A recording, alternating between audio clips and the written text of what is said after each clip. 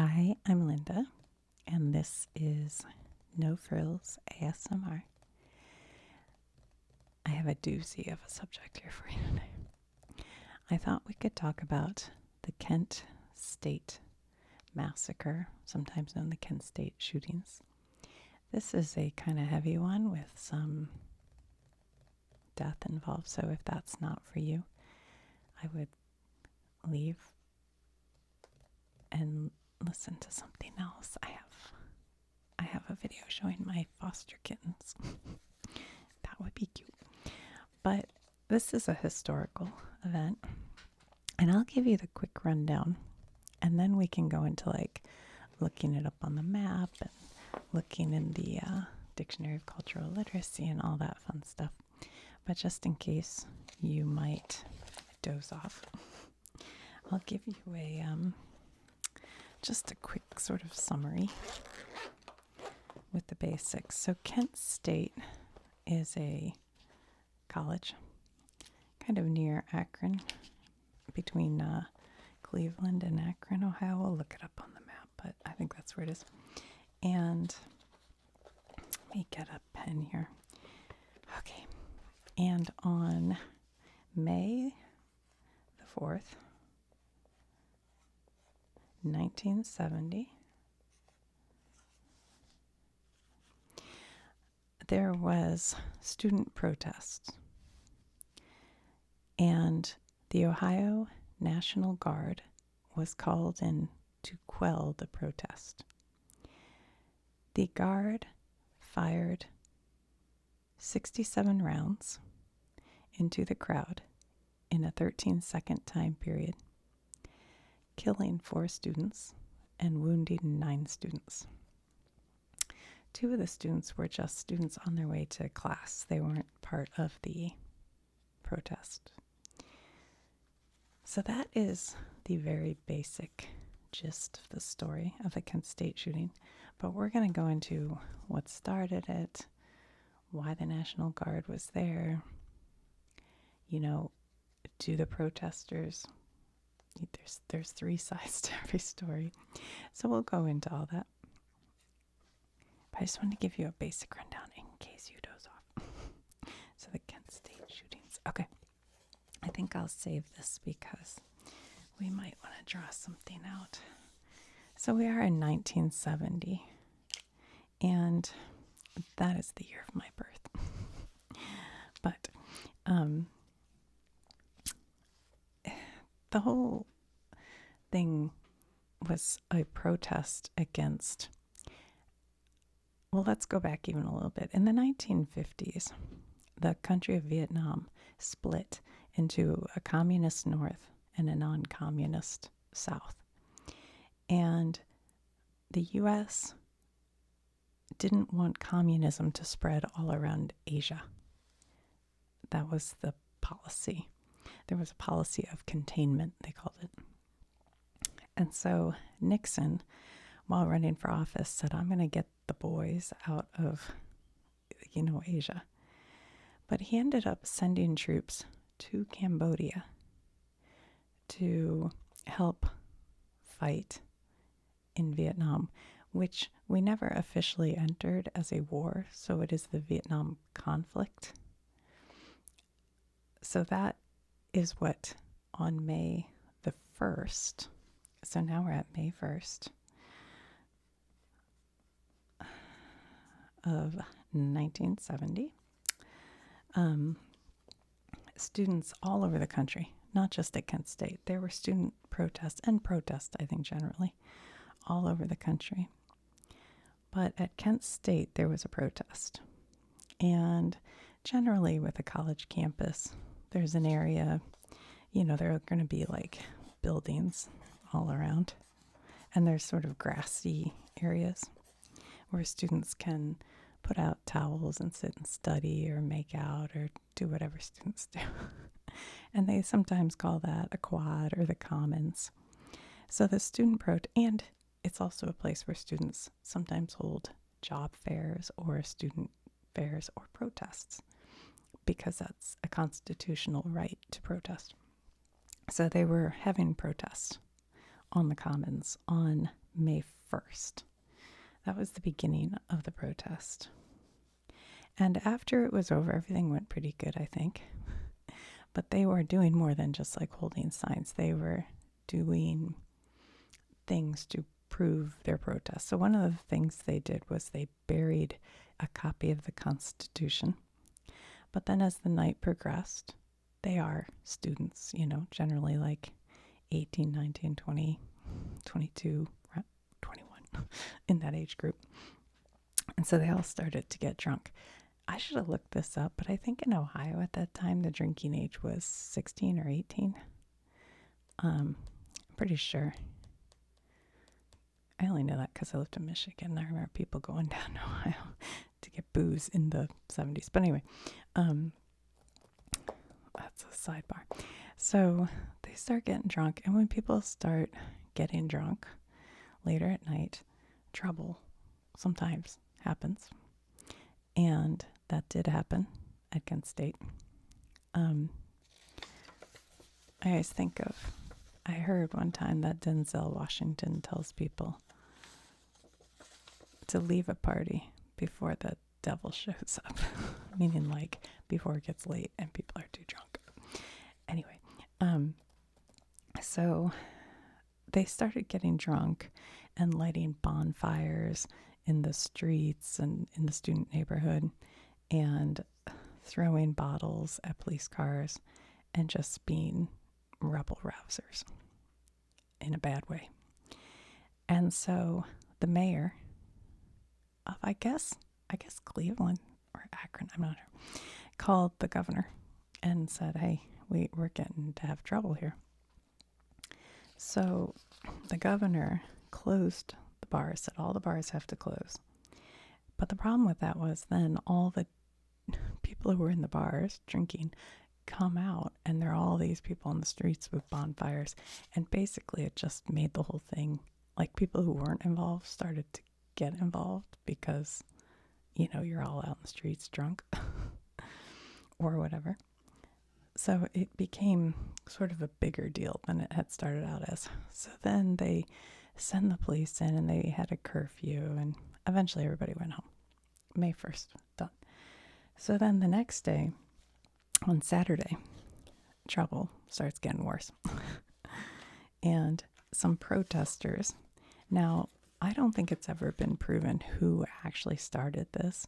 And this is one of those things, it could have just been some dirtbag who showed up. Nobody really knows. But the assumption is some protesters who are really dirtbags, but they go and they burn down. This is on, I think, May 2nd. So now we're on Saturday. So they burn down the ROTC building, which every campus, I think every campus that I've ever been on, has an ROTC building, which is the Reserve Officers Training Corps building. So they burn the building, but they don't just burn it. They know, and I'm not laughing about it. But they go and they cut all the fire hoses so it cannot be put out. So they burnt that thing to the ground. And so then the governor, having heard about the ROTC building, which is gone now, he calls the National Guard onto campus. Okay, so that is Saturday and I think Sunday. The National Guard is on campus. It's over the weekend. I think there were some protesters around, but as far as I have heard on podcasts, and I listened to podcasts of people who lived through this, who were students, but the ROTC and the students were getting along. A lot of them, they were all 18-year-olds, and some of them were drinking together, and it was totally fine. But then the governor, I'm not sure which day, maybe on Sunday, he holds a press conference. Now this governor had a way of speaking that didn't temper things. It didn't quell violence. It sort of was a rhetoric that would get people riled up. And so the governor holds a press conference and starts calling the protesters all sorts of wild names, including communist and brown shirts, and, saying all this stuff about him. And he said, I may declare martial law. He didn't say, I am declaring martial law. He said, I may declare martial law. And that was a real problem because, as I understand it, the National Guard took that to mean martial law has been declared. And whether it was a miscommunication or not, the governor did not go out of his way to correct that assumption. So, and what martial law is a replacement of civilian government with military rule. And so once the ROTC, at least some members of the ROTC, understood that they were under martial law, they began to get more, powerful acting in the way they were behaving. How do I say that without, I don't know. But, and so they went on Monday when they had planned after May 1st. The protesters said that went really well. Let's plan on May 4th. We're going to meet back up here and we're going to have I think they were going to do like a sit-in and a protest. They had plans for a kind of major protest of the Cambodia. I can't think of the word, but going into Cambodia. So that was their plan. So a lot of people maybe didn't know. We didn't have cell phones back then. There was newspaper and word of mouth. So a lot of protesters show up on May 4th. But also it's a regular school day at Kent State University. So there are about, from what I understood, 500 protesters. Is it E-R-O-R? E-R. But there are like over 4,000 people on campus, and most of them are students who had class or students who were kind of just coming to see what was going on but weren't really part of the protest, just looky-loos. There were professors, there was the staff, the cleaning staff, just people who were doing their jobs on campus or who are students on campus. But there were about 500 protesters, and they were told they couldn't protest. And they were like, of course we can protest. That's what students do, we protest. And they said, no, because of the martial law, your constitutional rights have been suspended, including your right to protest. Well, they were like, no, that's not how that works, bro. So they went ahead and were protesting. So, hold on. We need another whiteboard, I believe. Let's see if I have a clean one here. Whenever I see one of my, sorry, hold on. What was I writing about? Pete Drake? What is this? I have no idea.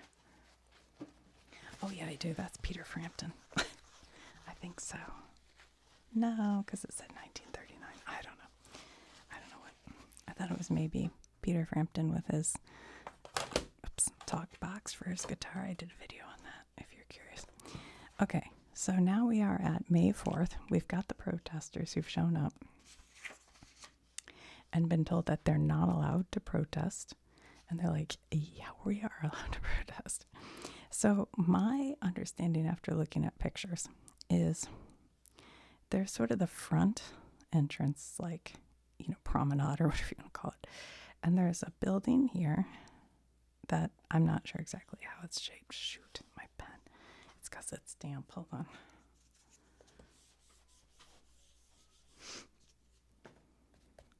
And then there's a building over here that's shaped somehow. There's some trees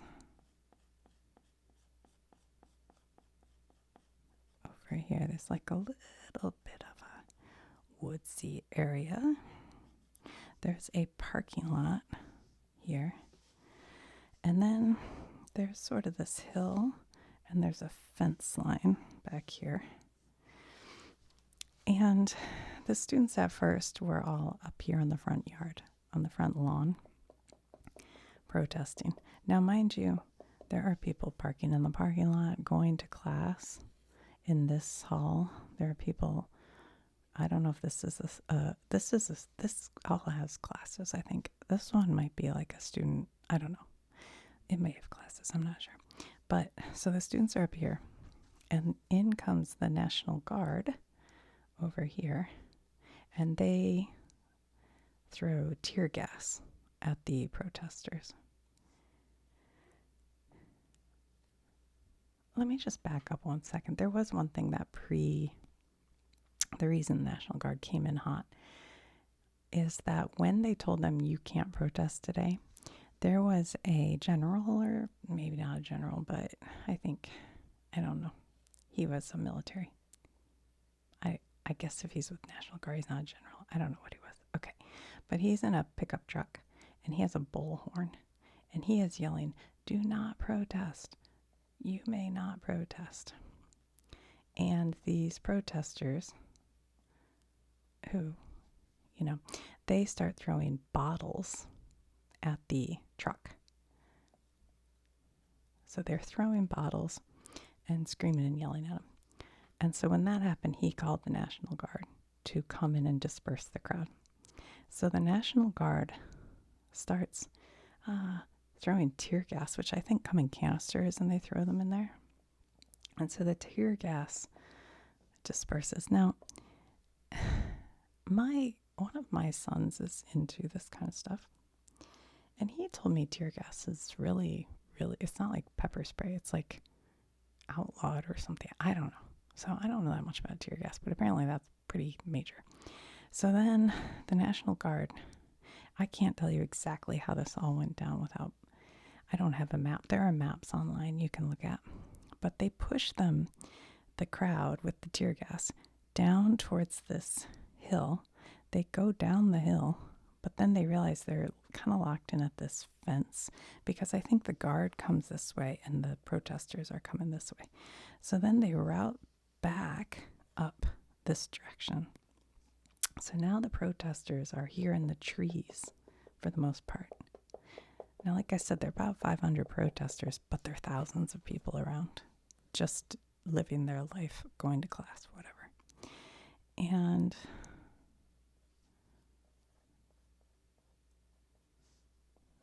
these are people. And so the guard ends up coming up the hill, and right when they get to the top of the hill, and they're at least a football field away, at least, honestly.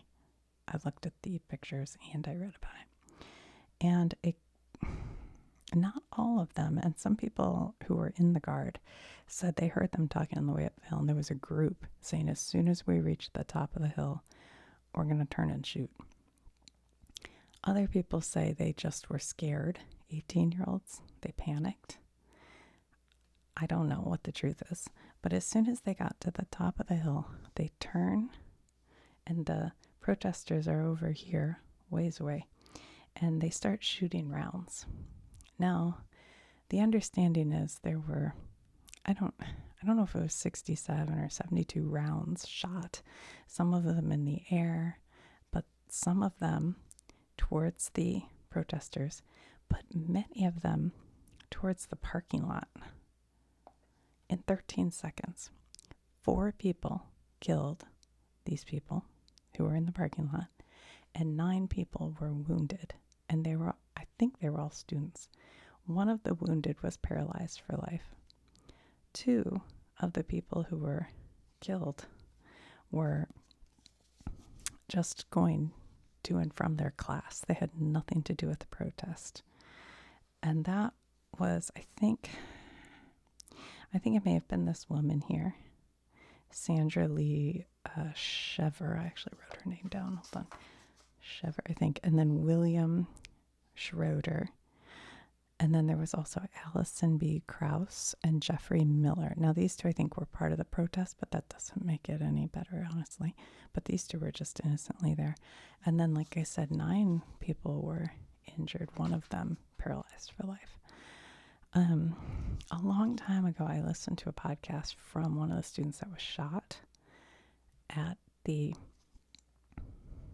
I think it was like, maybe her boyfriend was killed and she was inside and she saw it happen. She went running out there.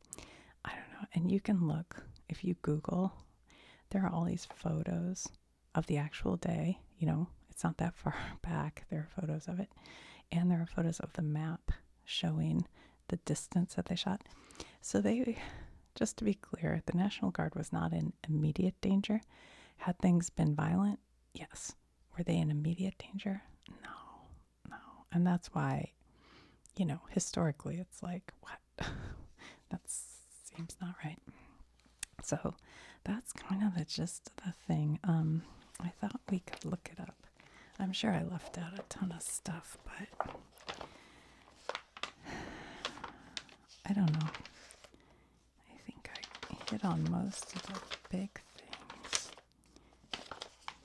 Oh, well, one of the things I remember driving home from Red Lobster back in the 90s, and there used to be a show, and I think it was Behind the Music that they play on the radio, and they were interviewing, and I wish I remembered now whether it was David Crosby. I think it was David Crosby. And the way I recalled it being told was the day of the shootings, he watched the news, and he called up or talked to Neil Young, and they that day wrote the song for Dead in Ohio. But I heard more recently that it was a week later, Life magazine came out and there were all these graphic photos from Kent State. And David Crosby had that magazine and gave it to Neil Young, and within like 15 minutes he wrote the song. So I'm not sure, but if you're not familiar with the song, I'll try to remember if I can to put a link to it somewhere, but I did print up the, opening line because I didn't want to screw it up. But it says, "Tin soldiers and Nixon's coming. We're finally on our own. This summer I hear the drumming. 4 dead in Ohio." And when you listen to that song, it'll like give you chills. It's like, oh my gosh. Okay. So, and in the end, as far as I could see, there was never, the government said, basically Nixon came out and said they deserved it. G-H-I-J. I can't look at letters alphabetically and talk at the same time. Okay.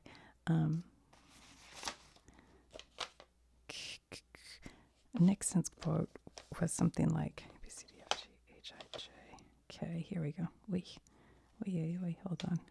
I can't think and talk at the same time. 283. When dissent turns to violence, it invites tragedy. But some may argue that if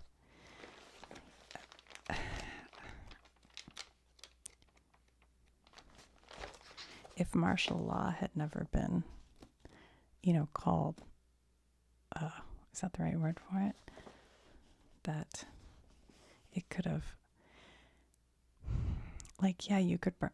you could be mad, you could charge students for burning down a building, you could legally charge them for that, but to kill people and innocent people, and then to just say, basically, when dissent turns to violence, it invites tragedy. That, to me, if that were my daughter who was killed just going to class, that would not be enough. That would not be okay for me. Okay. Kent State, a controversial incident in 1970 in which, oh yeah, that's the other thing. Unarmed students. Yeah, they were unarmed. I mean, they were a football field away. They weren't in which unarmed students demonstrating against the involvement of the United States in the Vietnam War were fired on by panicky troops of the National Guard. 4 students were killed and 9 wounded. The shooting occurred at Kent State University in Ohio. The troops were subsequently absolved of responsibility by the government, but their action turned many moderates against the Vietnam War and the Nixon administration. Yeah. Wait, let's just look up the Vietnam War.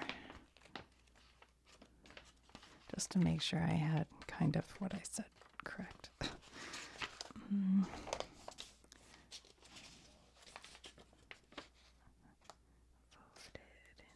I didn't want to read more of the lyrics because even if you just read lyrics, it'll take your video down sometimes. Or at least demonetize it, I guess. 297.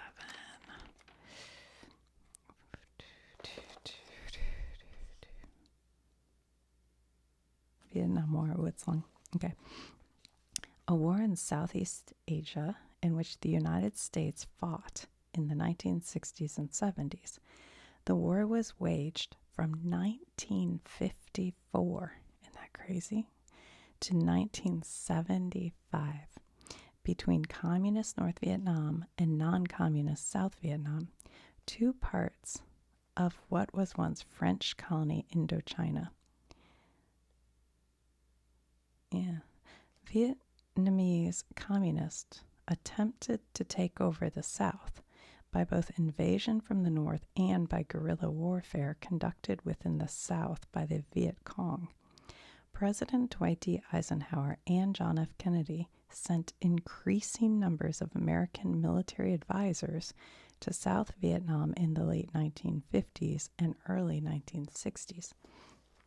Kennedy's successor, President Lyndon Johnson, who succeeded after Kennedy was assassinated, increased American military support greatly until 500,000 United States soldiers were in Vietnam.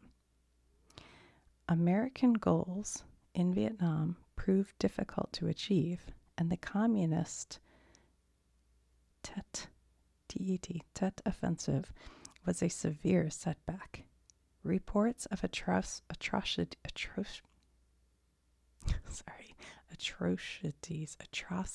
that's it. Reports of atrocities, sometimes, how you look at a word and your brain can't quite, committed by both sides in the war disturbed many Americans. See My Lai Massacre. Oh boy.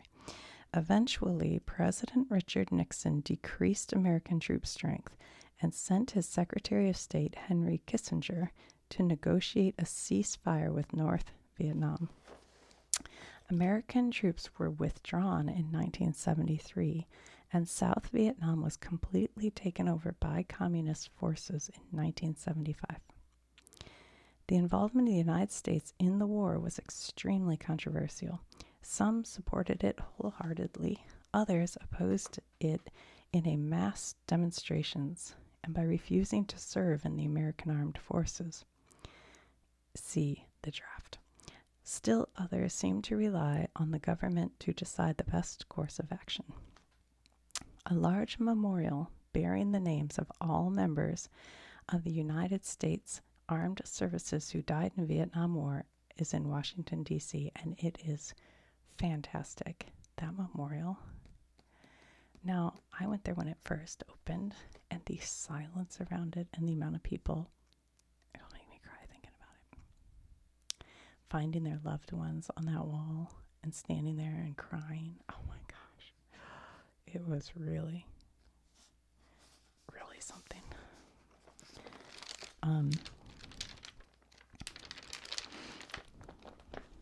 My uncles were twins, and my one uncle served in Vietnam, so they didn't send the other there because they didn't want them both there at the same time. Okay, so we'll go to Ohio. We're gonna go to Ohio.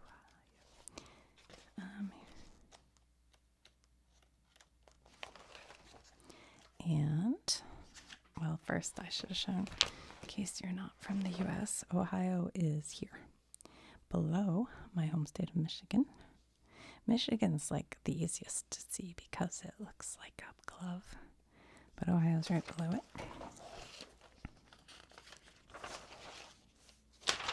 Oops, hold on.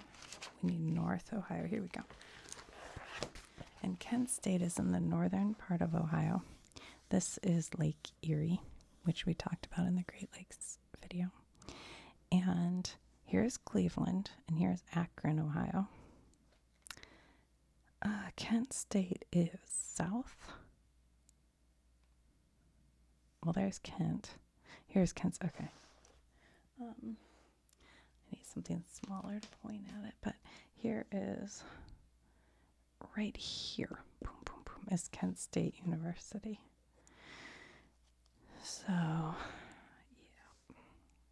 Can you see it on here? Nope, it's not good. So, kind of between Akron and Cleveland is Kent State. I'll show you on the big map. Oops, sorry.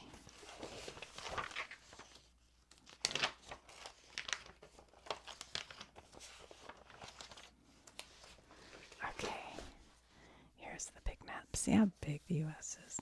I was asking people about their road trips, and you can drive for like 4 days across the United States. And I mean all day, all day. Okay, here is Cleveland, and here is Akron. It's kind of right there. So that is where Kent State is on the map. And this, what you're seeing here, those are like the Smoky Mountains in Appalachia. And over here are the Rocky Mountains.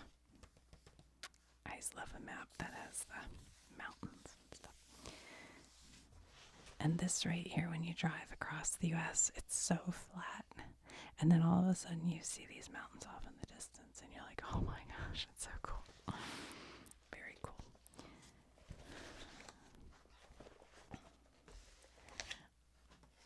All right, guys, well, I guess that's all I have to say about that. Let me know if you have any thoughts or if I left anything out. I think the one thing that, sometimes you hear it kind of told like the National Guard just showed up and started shooting innocent students.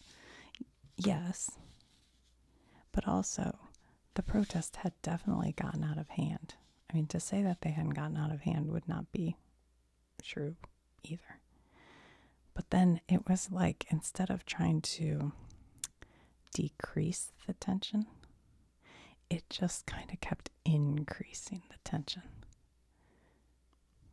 Like, we have to learn as a country how to de-escalate instead of escalate. Like, for the authority, like here you have this event.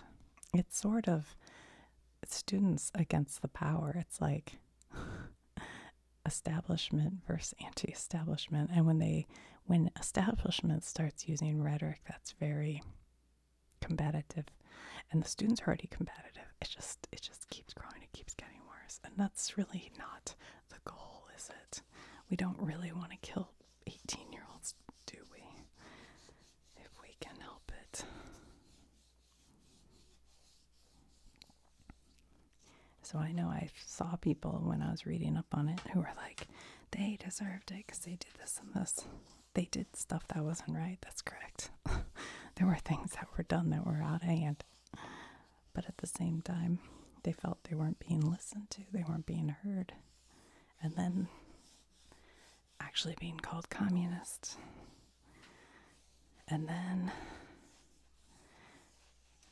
the National Guard comes in, being told that they're to use military force.